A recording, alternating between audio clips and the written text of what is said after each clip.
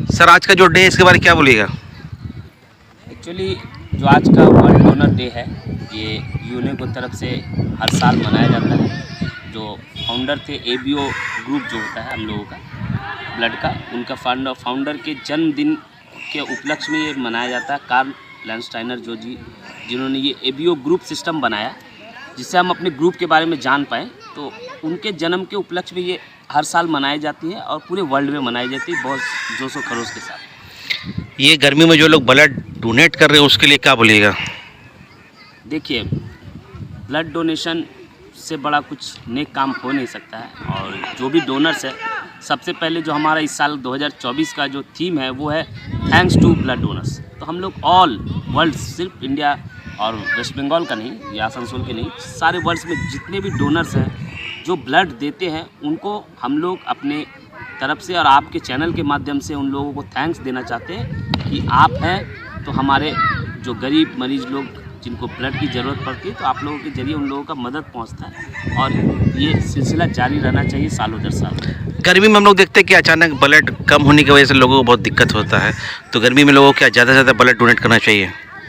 देखिए, मतलब इन जनरली एक कॉन्सेप्ट हो गया है कि गर्मी में ब्लड देना तकलीफ़दायक होता है, सर्दी में ब्लड आदमी देना चाहता है, ब्लड बरसात के मौसम में दिया जाता है। लेकिन इन जनरली हम लोग देखते हैं गर्मी के मौसम में इंडिया में खास करके इलेक्शन का माहौल रहता है,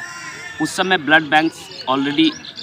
खाली हो जाते हैं, जीरो स्टॉक में चलता है। आज भी जैसे आज का जो कंडीशन था, मेरे पास एक पेशेंट का फ़ोन आया, वो दुर्गापुर गौरी देवी में एडमिट थे, बहुत क्रिटिकल केयर कंडीशन था, ओपन हार्ट सर्जरी होने वाला था। उनके फैमिली मेम्बर्स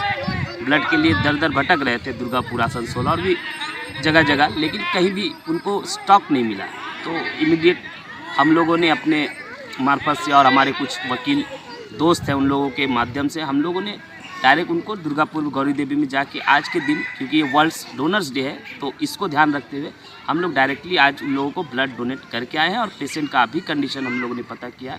कि वो बहुत मतलब उनका ऑपरेशन सक्सेसफुल रहा है। उनके फैमिली ने भी हम लोगों को थैंक्स दिया है और उनके तरफ से मैं चाहूँगा कि सारे जो डोनर्स जो भी है सुन रहे हैं, मैं उनसे भी रिक्वेस्ट करूँगा कि आने वाले दिन में आप लोग भी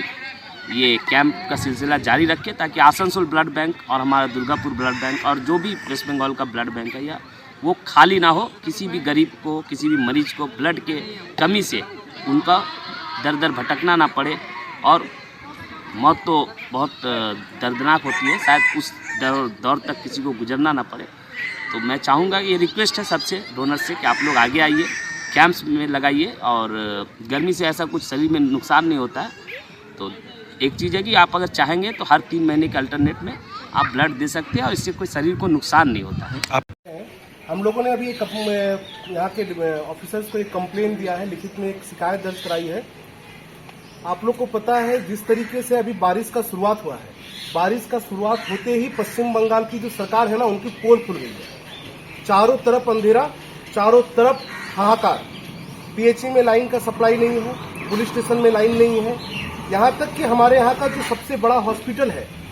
जो हमारे यहाँ का प्राइमरी हेल्थ सेंटर है रानी बंगला जिसके नाम से हम लोग जानते हैं,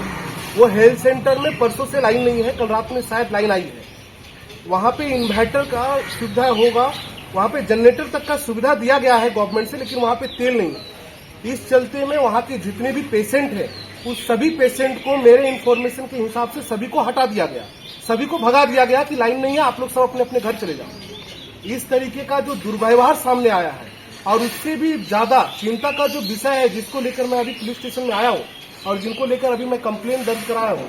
कि वहाँ पे मेरे हिसाब से, मेरे जो जानकारी में है कि वहाँ पर उल्टी के तमाम बच्चों का, जो माँ और बच्चों का जो वैक्सीनेशन होता है, उसके जो वैक्सीन है वो अभी भी हॉस्पिटल के अंदर है। और मेरे पास जो अभी इंफॉर्मेशन आ रही है कि अभी भी वहाँ पर जो खराब वैक्सीन है, क्योंकि वो वैक्सीन को 0 से लेके 8 डिग्री टेम्परेचर तक को मेंटेन करना होता है। जब आपके पास लाइन नहीं, आपने जनरेटर को चालू किया नहीं, उसके बाद भी वो वैक्सीन उसी हॉस्पिटल में था या नहीं था, ये पुलिस को मैंने इंक्वायरी करने के लिए बोला है। और अगर था और वही वैक्सीनेशन आज से शुरू हुआ है, वही दवा को अगर वैक्सीनेट किया जा रहा है, अगर इसके बाद कोई भी तरीके का बच्चे के साथ, यहाँ के पुल्टी के तमाम बच्चों के साथ अगर जिंदगी से खेला गया और अगर उनको कोई भी तरह का कोई परिणाम, उनको जिस परिणाम अगर सामने वाले दिनों में आता है, तो इसके लिए पूरी रिस्पॉन्सिबिलिटी थाना का होगा उसके लिए पूरी रिस्पॉन्सिबिलिटी बढ़ाकर के पब्लिक हेल्थ सेंटर के तमाम डॉक्टर्स का होगा, क्योंकि ये जो बड़ी चीजें हैं, अभी उनको आज वैक्सीनेट नहीं करना था, उन दवाओं का उनको जांच करना था वो वैक्सीन सही है या नहीं है, लेकिन आज से ही उन्होंने वैक्सीन चालू कर दिया। हॉस्पिटल में एम्बुलेंस नहीं है, हॉस्पिटल में जनरेटर होते हुए, आप सोच के देखिए, जनरेटर होते हुए कल कुछ घंटे पहले जब मैं वीडियो लाइव चला रहा था, उस समय से पहले ही हमारे वहां पे एक डायरिया का पेशेंट आता है, वो डायरिया का पेशेंट को वहां से भगा दिया जाता है। क्यों? क्योंकि हॉस्पिटल में लाइन नहीं है। दुर्भाग्यपूर्ण बात है कि हमारे यहाँ पे इतना बड़ा इंफ्रास्ट्रक्चर, इतनी बड़ी बड़ी बातें होती हैं, लेकिन हमारे यहाँ जो इमरजेंसी सुविधाएं हैं, जो गरीब का चीज है, जिसपे गरीब का अधिकार है,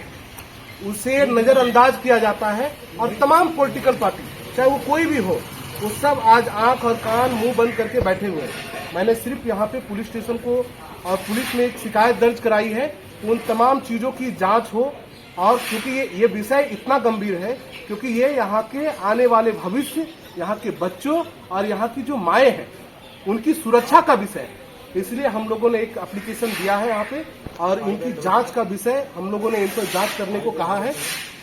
और अभी हम लोग फिर से यहाँ डीएम ऑफिस में भी जा रहे हैं।